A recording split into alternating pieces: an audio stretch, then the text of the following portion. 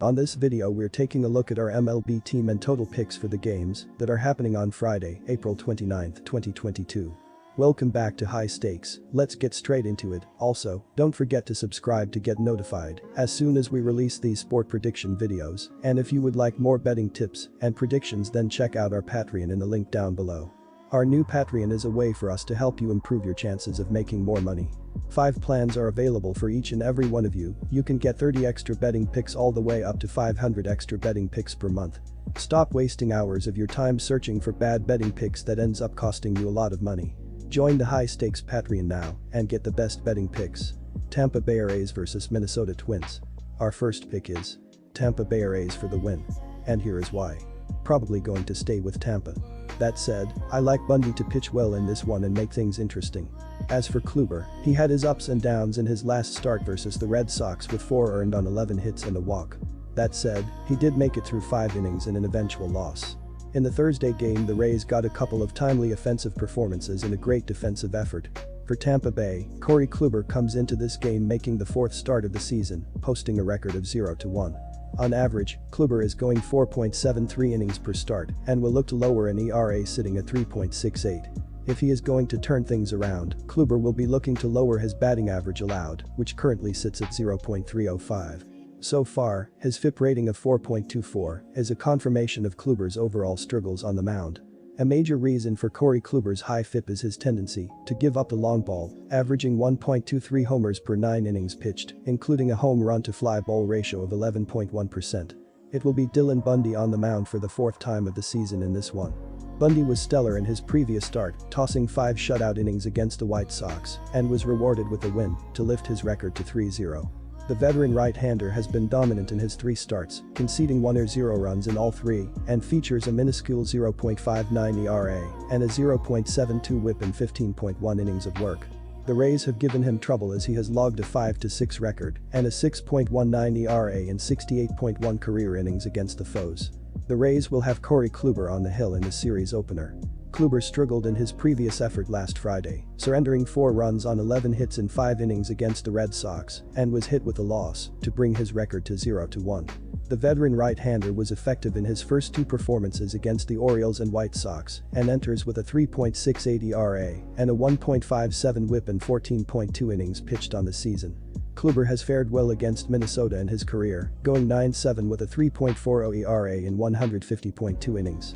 The Rays are always competitive and have incredible pitching depth. They held the Red Sox to a total of 8 runs in 3 games last weekend and won 2 of 3 against Seattle this week, limiting them to only 11 runs. Our second pick is over 7.5 runs. And here is why. Tampa Bay enters this game with a 12th ranked scoring offense, averaging 4.33 runs per contest. Through 18, the Rays have put together a batting average of 0.245, good for 8th in the league. So far, the team's strong batting average has not translated to strong power numbers, as Tampa Bay is averaging 0.89 home runs per contest, 15th. Although the team is below the league average in home run frequency, averaging just 37.06 long balls per at-bat, they still have a combined slugging percentage of 0.390, good for 12th in the MLB. Along with their ability to hit for power, the Rays have put together a strong OBP of 0.320. So far, Tampa Bay batters are getting on base through walks in 9.3% of their at-bats. Texas Rangers vs Atlanta Braves. Our first pick is Atlanta for the win. And here is why. The Atlanta Braves will look to build on a 5-1 win over the Cubs in their last game. Matt Olson has a team-high 23 hits with a .315 batting average and a team-high 9 doubles, while Marcell Ozuna has 21 hits with 5 doubles, 4 home runs and 10 RBIs. Austin Riley has 20 hits with 6 doubles, 5 home runs and 10 RBIs, and Ozzie Albies has a team-high 6 home runs and 11 RBIs. Ian Anderson will start here and is 1-1 with a 5.40 ERA and 12 strikeouts this season. I get the reasoning for a home underdog in certain spots, but Texas hasn't been all that great and aren't a team that can provide a ton of value. Atlanta got a major lift with Acuna Jr. coming back in Thursday's matchup, and I think that confidence carries over to the series opener as the Braves get the job done here against a Texas Rangers team that really struggled against a below-average Houston Astros offense. The Braves welcomed back dynamic right fielder Ronald Acuna Jr. on Thursday. Acuna Jr. was immediately inserted into the leadoff spot in the lineup and should inject some life into a lineup that needs a jolt. In just 82 games last year before being lost to a knee injury, Acuna Jr. hit 24 home runs, drove in 52, and scored 72 runs. The timing couldn't be any better with the loss of Eddie Rosario for 2 months following laser surgery to his eye. His assertion into the top of the lineup should help to balance the Braves lineup as Ozzie Albies can now be placed further down the lineup, which should help spread power across the Braves order. On Thursday, another key piece of the Braves lineup, Dansby Swanson, belted his first home run of the season as the Braves hope their power-hitting shortstop begins to heat up. On Thursday, received a dominant starting performance from right-hander Kyle Wright. Wright, 3-0, went 7 innings, allowing just 3 hits and 1 run. He walked 4 and struck out 8 and lowered his ERA to 1.13 on the season. The Braves lineup blasted 3 home runs to back Wright, with Swanson, Austin Riley and Adam Duvall all going deep in the 5-1 win. Despite dropping their 3rd straight game and 4th in 5 games with a 3-2 loss on Thursday to Houston, the Rangers may have finally seen the awakening of one of their key offseason acquisitions. Corey Seager had his best game as a Ranger, going 2-for-4 with his 2nd home run, 2 runs scored, and an RBI. Seager saw his average shoot up to .257 with the performance. Second baseman Marcus Semien continues to struggle, however, as he went 0-for-4 to drop his average to .156. Starting pitcher Martin Perez was outstanding, going 7 innings and allowing just 2 hits and 1 run.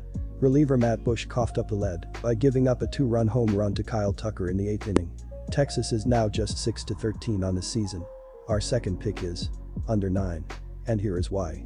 Atlanta won last night's series finale against the Cubs by a final score of 5-1. They were -189 favorites on the money line, and the total failed to clear the 8.5 run mark set by the odds makers.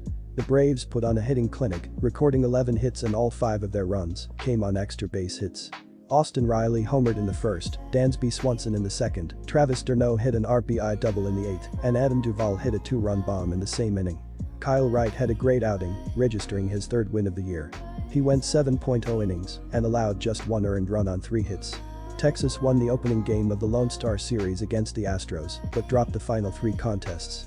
Yesterday's loss was a 3-2 final, where the Rangers were +155 underdogs, and the total went under the projected 8.0 run set by the odds makers.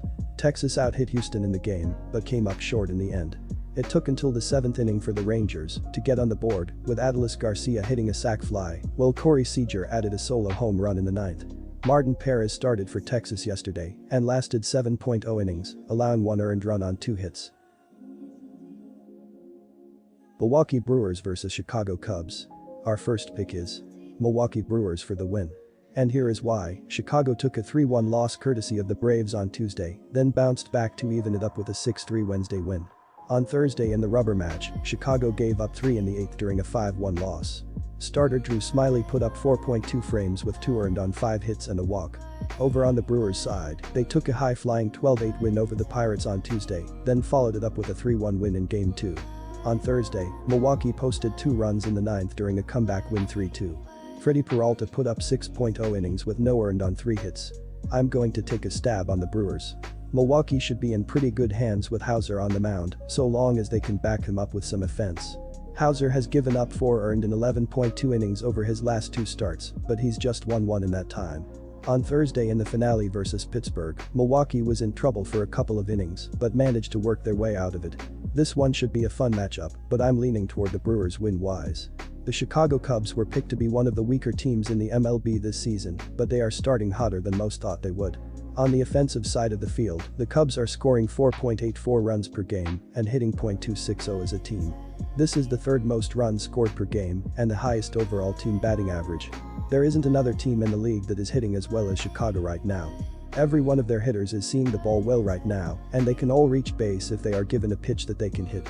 The only part of their game that worries me on the offensive side of the field is their power. They are only hitting .86 home runs per game, which is the 15th lowest home run average in the league. Chicago would greatly benefit from these insurance runs, as their defense is still allowing the other teams to keep these games close. Chicago has also been very unaggressive on the base paths this season. They have only stolen 4 bases, which is the 24th least amount of steals this season. The Cubs will need to move their base runners into scoring position as quickly as they can if they want to hang with the Brewers in this one. Watch for Seiya Suzuki at the plate in this one. The Cubs rookie has started the season very hot, as he has already hit 4 home runs and is hitting .311. He can get on base each at-bat and will be trying to provide his team with a spark in this game. The Milwaukee Brewers are currently one of the top teams in the MLB right now. They have already won 13 games this season and they are hoping to get a few more in this series against the Cubs. On offense, the Brewers are scoring 3.7 runs per game and hitting .209 as a team. This is the 20th least amount of runs scored per game and the 25th lowest overall team batting average. Milwaukee will need their bats to wake up in this game if they want to avoid a beatdown from the Cubs. The Brewers have also had a hard time producing any power as they are also only hitting .86 home runs per game. They are tied with the Cubs in this category, but I wouldn't be surprised if the winning team hit multiple home runs in this game. Milwaukee is also one of the most aggressive teams in the league once they have reached base safely. They have already stolen 11 bases, which is the 10th most in the league. They try to move their runners into scoring position as quickly as they can, as their offense has been the weakest part of their game to begin this new regular season. I would watch for Willie Adames at the plate in this one. He has already hit 4 home runs this season and will be looking to provide his team with some quick offense. Our second pick is. On the defensive side of the field, the Cubs have struggled this season. They are giving up too many hits and their fielding has also been shaky. They are currently allowing 4.01 runs per game and have a combined team whip rating of 1.29. The Cubs are allowing too many men to get on base each inning and it is putting them in a jam multiple times per game. They have had multiple blow-up innings this year and without those, their record could look much better. Chicago has also only recorded 2 quality starts as they have had to rely on their bullpen too much early on in this season. Chicago will also need to do a better job of fielding and helping out their pitchers. They have already committed 9 fielding errors this season, which is the 13th most in the league. They have to cut these out of their game if they want to start competing with the top teams in the league. According to MLB.com, Kyle Hendricks will be getting the start in this game. He has gone 1-1 this season with a 3.98 ERA. Disclaimer, no financial advice. The information on this channel is provided for education and informational purposes only, without any express or implied warranty of any kind, including warranties of accuracy, completeness, or fitness for any particular purpose. The information contained in or provided from or through this channel is not intended to be and does not constitute financial advice, investment advice, trading advice or any other advice. The information on this channel and provided from or through this channel is general in nature and is not specific to you the user or anyone else. You should not make any decision, financial, investment, trading or otherwise, based on any of the information presented on this channel without undertaking independent due diligence and consultation with a professional broker or financial advisory.